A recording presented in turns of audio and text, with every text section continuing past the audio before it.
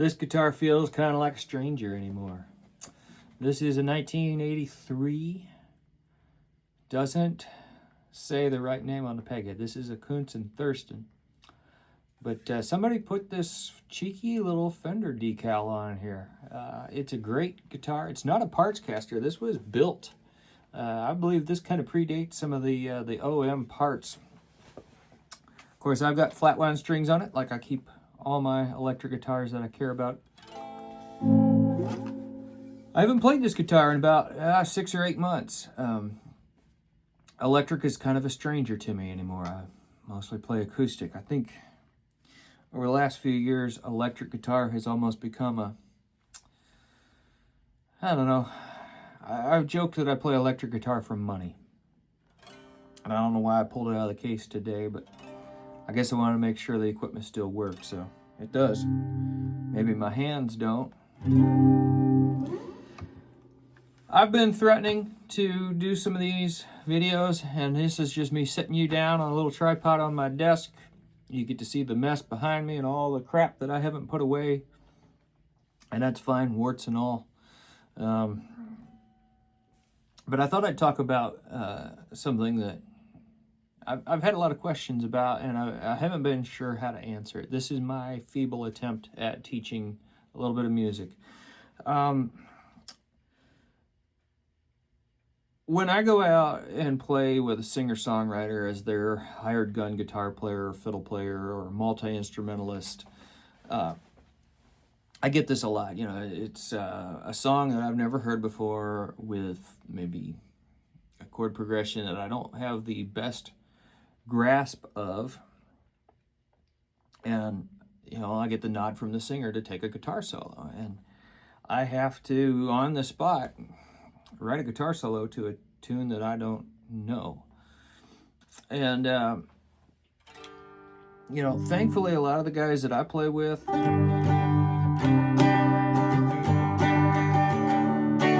know, it's pretty straightforward chord structure, just like that one. So you can work with it. But I'm reminded of a quote from, and I'm blanking on who it was, whether it was Joe Pass or Chet Atkins.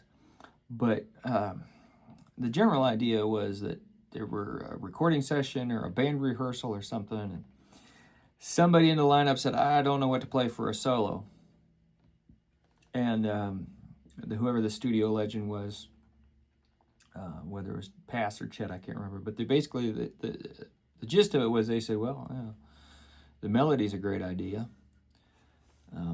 I've also heard the sage advice that you will never get fired for playing the melody. It's tough in like modern praise and worship music where there's not a identifiable melody, where everything is just kind of rhythmic and there's a lot of alliteration going on in the lyrics and things like that. When there's not an iconic melody. But that's a whole other rant. But what I can show you is, you know, kind of my philosophy of things as I've sort of reached where I am today as a musician. So, a really cool tune that I love a lot.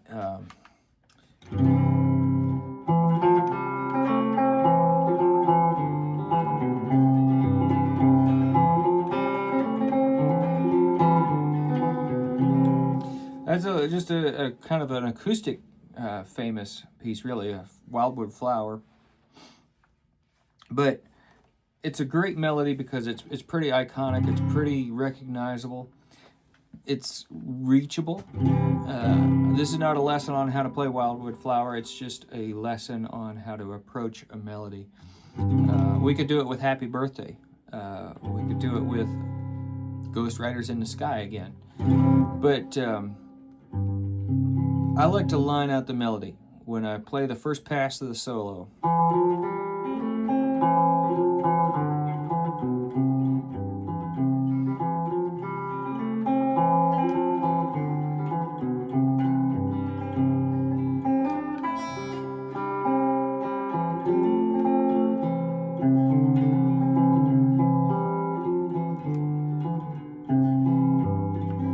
something like that is perfectly acceptable. And for the first pass, as you're especially if you're in a circle with some guys and you're all playing together and you're just trying to, work it out, lining that melody out and showing a little bit of foreshadowing of what you're about to do when you, let's see here.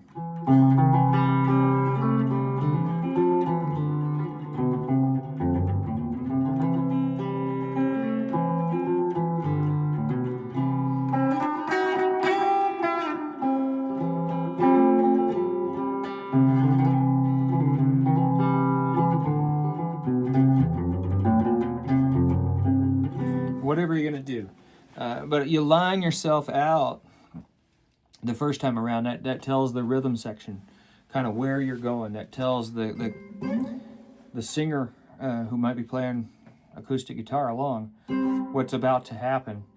And I stayed within that chord structure when I came back, but I threw in, there's kind of a minor hammer-on, minor to major, major to minor. And then I do it.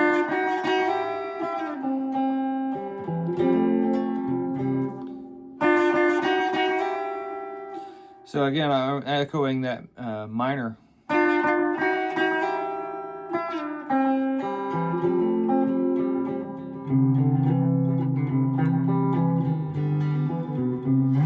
That's one way to approach a solo. Is just to line everything out, play the melody, just almost verbatim. Maybe don't regurgitate what would have been a syllable, but it works. And if you look at Luther Perkins' solo on Folsom Prison Blues, Luther was not a very technical player. That was kind of what he was famous for not being, actually. But he just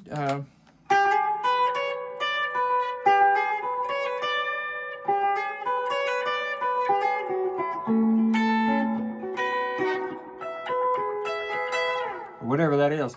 All he was really doing,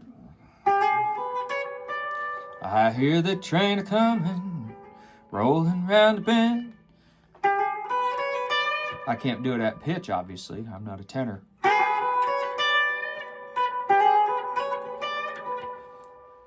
But if you listen to the lyrics and you hear that solo, now you hear he was just repeating what Johnny was doing.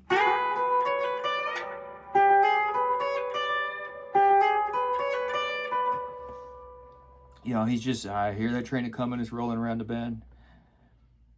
And I ain't seen the sunshine since I don't know when. I'm stuck in Folsom Prison. And time keeps dragging on. And that's really all it was. And then he did a lick.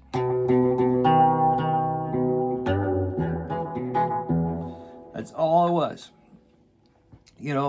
That, again, he's not the most technical guitar player, but he's one of our favorites. I mean, in the Americana country folk genre, Luther is still revered as one of our favorites. And there are so many guitar players that, even though they are technically more proficient than Luther, almost every bar gig they're playing on up, they're still repeating what Luther laid out back in the 50s. So think that over. Take that for what you will, but Luther was oftentimes just regurgitating the melody, and he might have fallen a little short of the actual melody, but it was so close that it became kind of iconic. That's a really great way to approach it. Just figure out how to play the melody. If you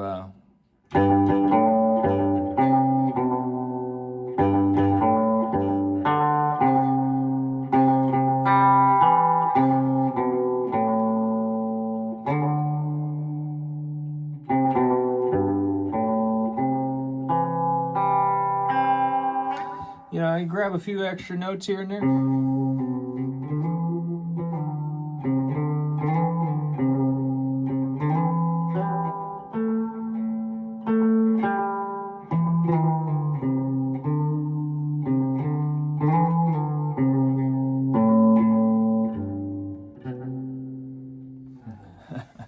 You can do different things like that, and it's all perfectly fine. What I'm not a fan of is someone who's asked to take guitar solos, and I'm guilty of this in the past, and I'm trying to break the habit.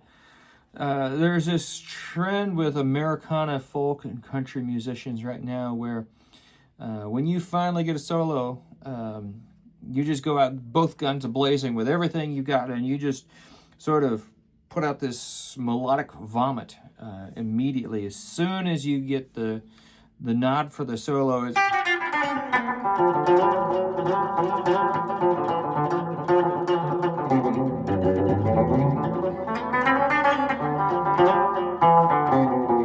and that's cool.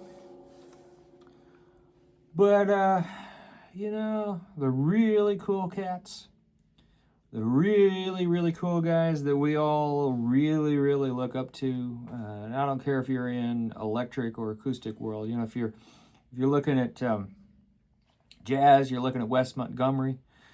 If you're looking at country, you're probably looking at something that was at least partially inspired by Chet Atkins from one generation or Brent Mason from another. Those guys, they don't always come out with both guns blazing right off the bat. And I learned this lesson in a more of a jazz setting. I went to Nashville in 2024, and I saw Rich Hinman versus Adam Levy in a very small room. There were so many Grammy-winning artists in that audience. I felt like I'd come in the wrong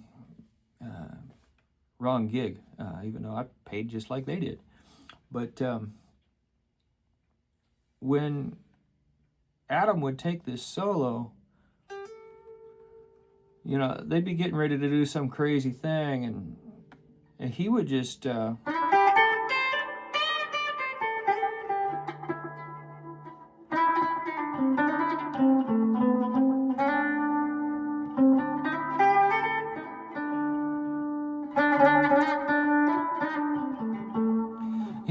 he would lay into it.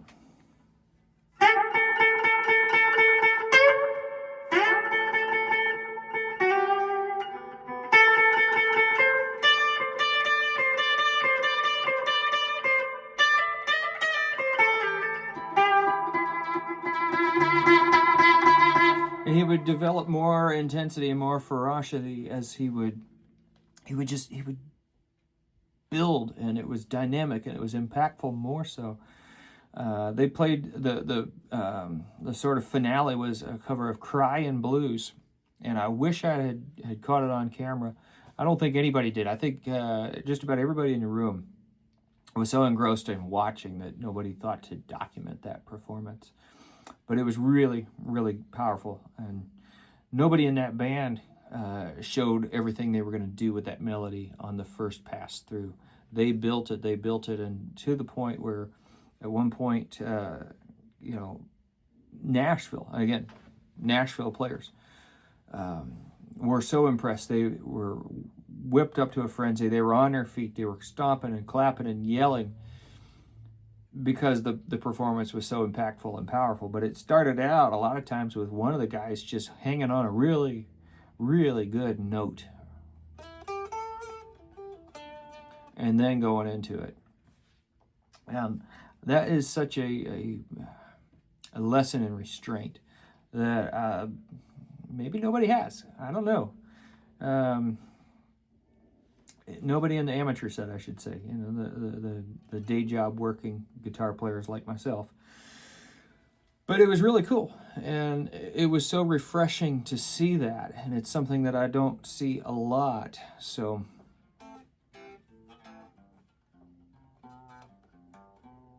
it's something to think about.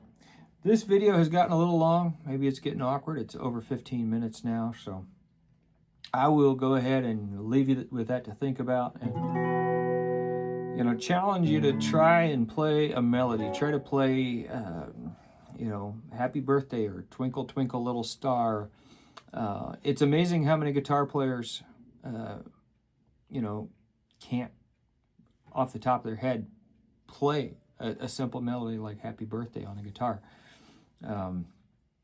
It's amazing how many guitar players would really struggle to play their own melodies. You know, it's like, well, the chords go, you know, G, C, D, E minor, whatever. But when you say, well, you know, can you just play me the melody? They wouldn't be able to do that. So learn your melodies.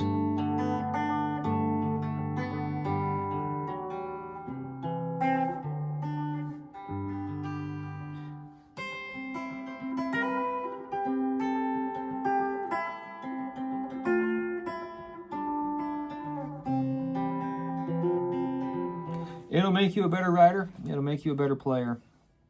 And that's really what we secretly all buy new gear for, isn't it? To make ourselves better writers, better players, better musicians. But maybe we need to work on what we're doing with said equipment.